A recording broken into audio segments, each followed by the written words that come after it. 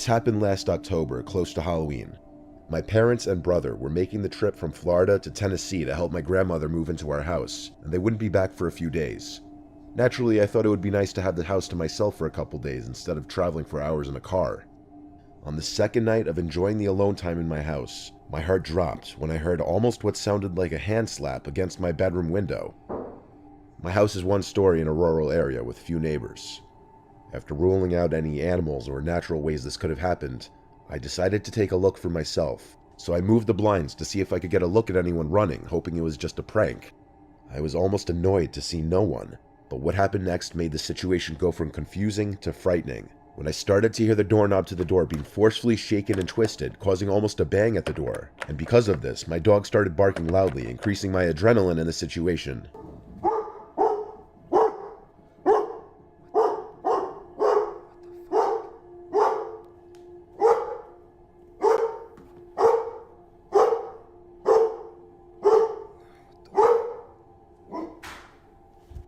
Thinking it could still just possibly be a prank by one of my few friends that knew I was alone, I began recording a video on Snapchat to send to my friends so that I could maybe confirm it was one of them. The first video starts with me standing a few feet back from the door to see if I could record it being moved again, and eventually I try to record outside the glass doors. The video ends when I'm terrified to hear behind me that my screened-in patio back door was just forced open. Before I could even turn around, my phone drops to the floor. I send the first video to my 3 friends. Whoever this was behind my house still couldn't get inside, but it was freaking me out knowing they weren't afraid to try. I wait a few minutes, and 2 of my friends send snaps from their homes, claiming their innocence and asking to keep them updated. Still a little freaked out, I realized my last friend Logan had opened the snap but didn't respond, which ironically would be the one person out of my group to try something like this. Feeling more confident it was Logan, I decided to start a new video with flash on and try to take a look from the backyard if there was anyone in the open grass yard.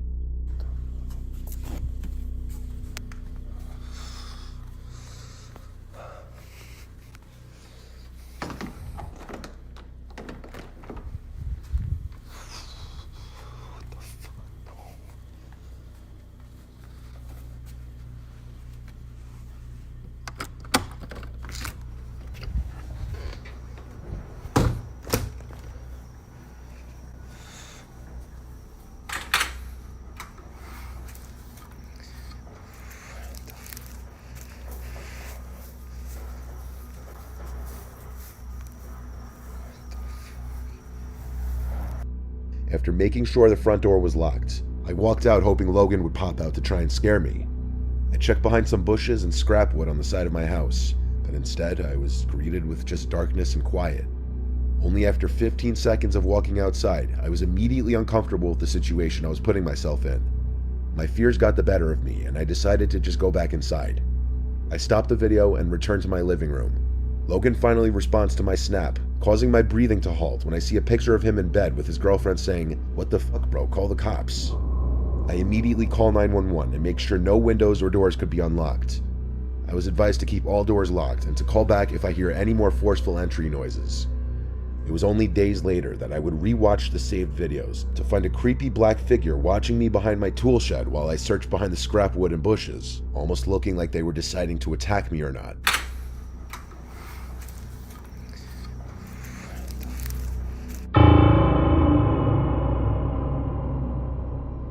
Seeing it for the first time, and even now, makes me want to throw up from fear. Nothing has happened since, but I still wonder how someone knew I was alone that day, and what could have happened had I made eye contact with the figure watching from the corner of that shed.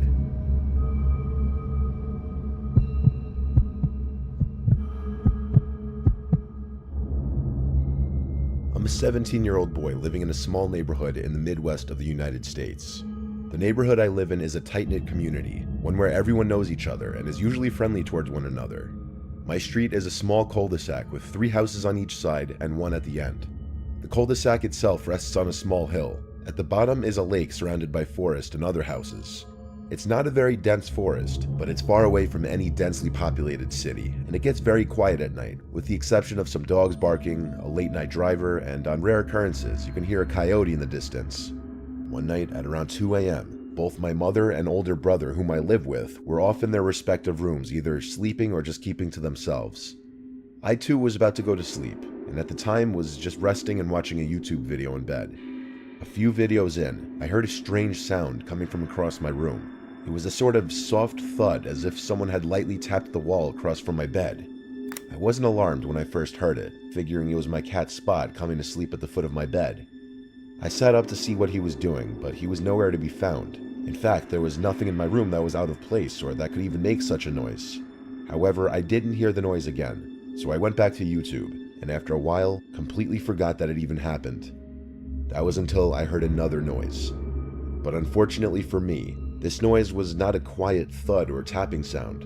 It was much more unsettling. Coming from outside, in the direction of the lake, I heard loud screeching sounds. I thought it might have been some kind of animal, but it sounded eerily similar to a child crying, or maybe even screaming. I opened my window to get a better listen to what I was hearing, and took a recording to show my friend. By this point, I was starting to get a bit freaked out, so I went to my brother's room to see if he heard it too. I was hoping that maybe it was all in my head, and that I was just tired, but no, he heard it too. The friend I sent the recording to agreed it was creepy, and sounded like either an animal in pain or a crying kid. The more I thought about it, the creepier it became. If it was an animal in pain, why haven't I ever heard a sound even remotely similar to this in the many years I've lived in this house?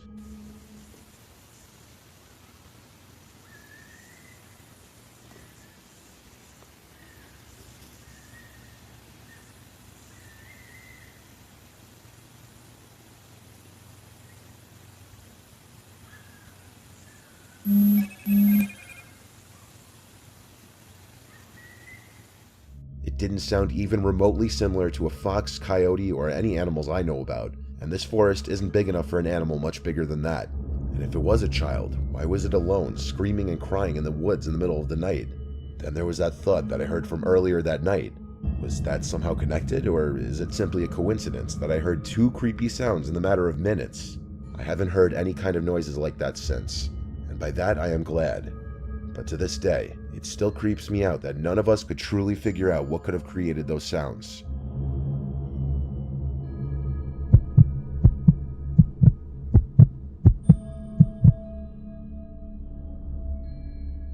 I live in an apartment in a two-family house. I'm on the lower level. The owner of the house, Rob, lives upstairs sometimes, but he has multiple houses, so he's not really here that often. Rob and I are pretty much friends by this point, so he tells me when he's going to be gone for extended periods of time. During the time of this story, Rob had told me he'd be gone for 2 weeks out of state. He told me this so that I would know that I could put both my cars in the driveway. I spend a lot of my nights in the living room reading. My level of the house has access to the back door and the deck outside, so you can probably guess where this story's going. I was reading my book on the couch in the living room by the lamp. Complete silence in the room aside from the night crickets outside, just the way I liked it. When bang. There was quite literally a bang on the glass of the sliding back door. I obviously jumped out of my skin. That door led to the backyard. Nobody should ever be back there knocking on it. I wondered if maybe Rob had returned early, but that didn't seem likely. It was just one distinct bang though. It could have been a fox or a possum running into it by accident. Still, I got up to go check it out. I moved the sliding blind out of the way of the door and turned on the deck light. The deck was clear though, as I thought it would be. I live in the calmest town ever anyway. Break-ins are never heard of here.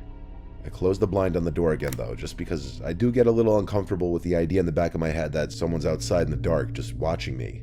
I think that's a pretty normal feeling. A while passed because I finished a whole nother chapter in my book, when it happened again. This time though, it wasn't just a singular bang. It was a bunch of deliberate knocks or bangs on the glass. It had to be a person. It went on for a bit, so I turned off the lamp, and this is where I picked up my phone and started recording.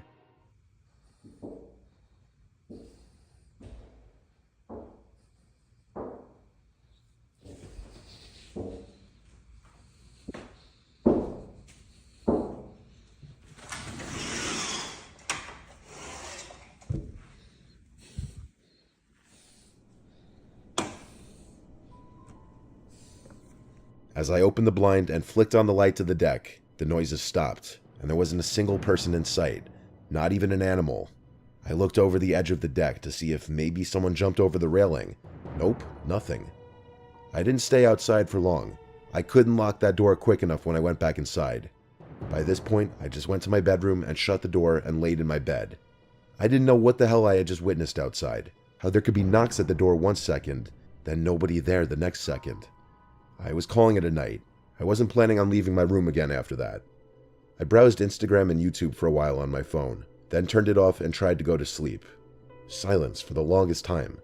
And then right at the foot of my bed, there was a noise. The sound of someone exhaling. I screamed and dove for the light switch, and when the light turned on, my room was empty. I stood paralyzed, breathing heavily for a moment, trying to comprehend what just happened. I searched under the bed and the closet, but there wasn't a soul in my room.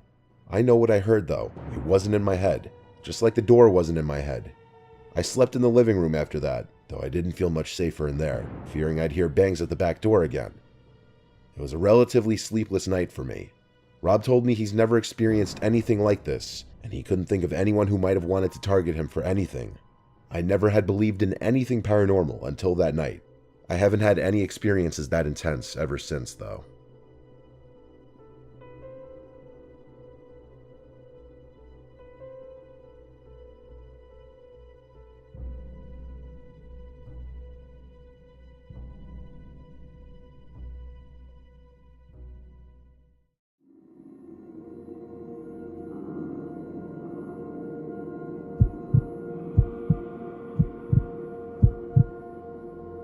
When my dad was around 50, he got an African Grey. He always loved parrots his whole life, so I was happy for him to get one after his retirement. He named the bird Kevin. My dad taught Kevin a whole vocabulary of words, and he actually trained him to understand the meaning behind certain words, like hello, what's up, food, thank you, good, and a few others. My dad passed away at 70, and with that came the time to figure out amongst my siblings and I what would happen to Kevin. My brother and sister didn't want the responsibility of taking Kevin into their homes, plus their spouses were against it too. But I couldn't bear the idea of giving him away to a new home. Kevin was and is one of my last connections to my dad. In a sense, that was his best friend, so I decided I would take him into my home. I put his cage in the den of my house. My house doesn't have a basement, so the den is considered the lowest level of the house. Kevin is a moderately noisy bird. He can be a chatterbox some hours of the day, usually earlier on. But later in the day and at night he quiets down. When he's too noisy, I'll throw a blanket over his cage and that normally quiets him down. I watch TV in the den at night to keep him company. Then around 10 I'll migrate to my room to let him go to sleep. That's pretty much the backstory behind Kevin.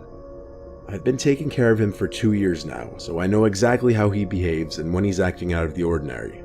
Speaking of out of the ordinary, there was one night in December around 11 p.m. that Kevin started making sounds while I was trying to sleep. I sleep with the door open since I live alone and need to be able to hear anything if something's going on in the house. Hearing him making his squawking noises past dark, especially this late at night, is unusual beyond doubt and something was irritating him. I went down to the den to see what was bothering him. He was wide awake on the lower perch of the two in the cage. He looked at me and was saying things like hello and what's up and his name.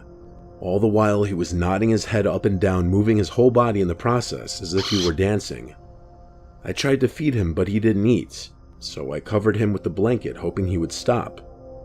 I was in the kitchen when I stopped inside because he was still making the noises, and I had a feeling he wasn't going to stop. Having work the next day, I couldn't afford to lose sleep because of him. I really didn't know what to do. I'm still to this day not exactly a bird expert. I went back downstairs and uncovered him. He was still doing his little dance, bobbing his head and body and making his distressed sounds. It didn't click with me until thinking I heard something in the pantry closet a few feet away from his cage.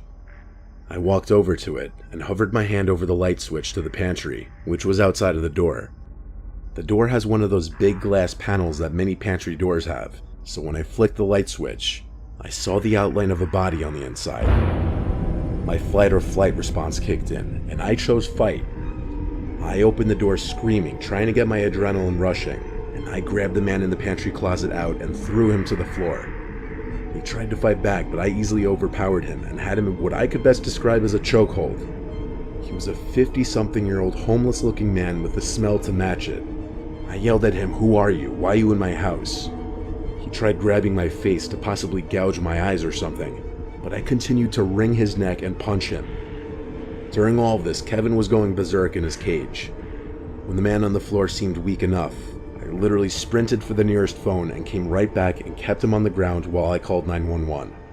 The man was taken to jail, but he had no ID on him, nothing. He was homeless and had nothing to his name, and as such he was considered what some people call judgment-proof, meaning even if I tried to sue him, I wouldn't get anything from him. He had raided my pantry closet that night and had opened jars of peanut butter, boxes of cookies and crackers, and all sorts of other boxed and canned foods. If it weren't for my dad's parrot, I don't know what else that man would have taken or done in my house. I'm grateful for Kevin, and I like to think part of my dad is watching over me in that bird.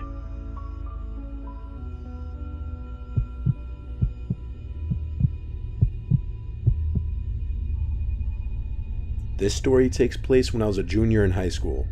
For context, here's a little background information. Back in the day, I was a pretty involved student, took all the hard classes, and was in a few varsity sports.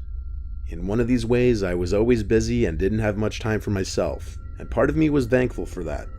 It provided me an escape from a world where my parents had recently parted ways and my older brother had just gone to college. It was just me and my little brother then. He also was a swimmer and a smart kid in his own right. We were really similar, even to this day. But probably because of the stresses our family situation put on us at the time, we didn't get along, near at all. One of those wet winter days in the Midwest, I'd put in my time at school and swim, and I still had to sit down for several hours of homework. This time I had to write an essay for some advanced class that I wasn't really interested in. I dropped my swim bag at the door when I got home and looked around my house to see if anyone was home. Empty. Dad must be out with Reese at swim practice. His club team had the slot at the pool after the high school team was done. I popped in a mouthful of Cheez-Its and headed down to the basement to my office to get some schoolwork done. The house was a middle-class 2-story with an unfinished basement, with the exception of what I referred to as my office. From a career past, my dad used to work from home, but no longer did. I was the only one who used this place, so my family, or what was left of it, just called it Quinn's office. So I made my way across the concrete floors and unattached carpet samples down there to the one finished out room in the basement. I flicked on the CFL light. It was like any other night after practice. I still had hours of homework to do.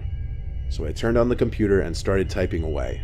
I was typing for what seemed like an hour, trying to bring to words to what the concept of hedonism and the picture of Dorian Gray meant to me as best I could, or as convincingly as I could.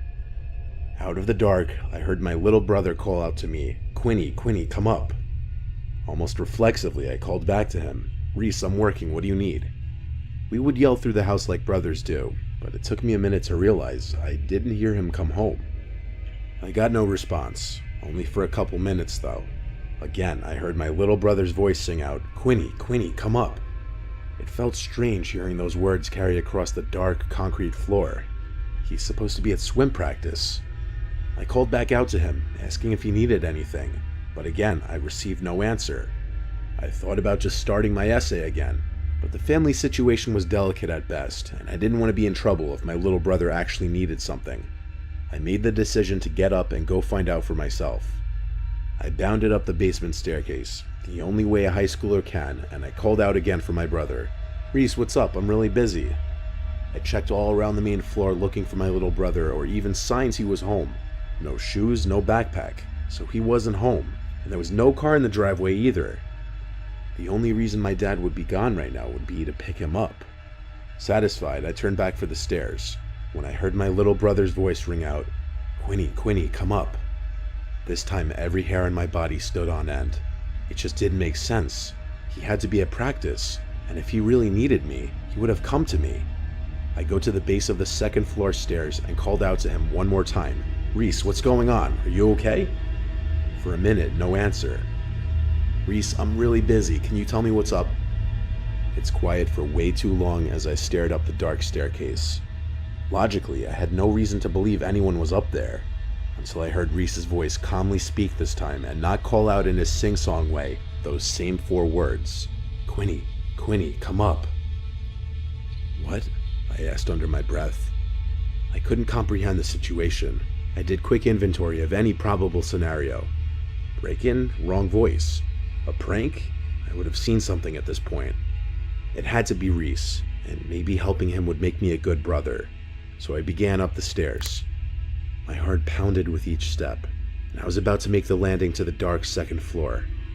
Then I heard the buzz of the garage door motor. I ran back down the stairs and looked out the window. It was my father's sedan, and him and my little brother got out. I stumbled from the window to the hall where they would enter, and I felt my heart almost stop beating. I collapsed on the floor and just started to cry uncontrollably.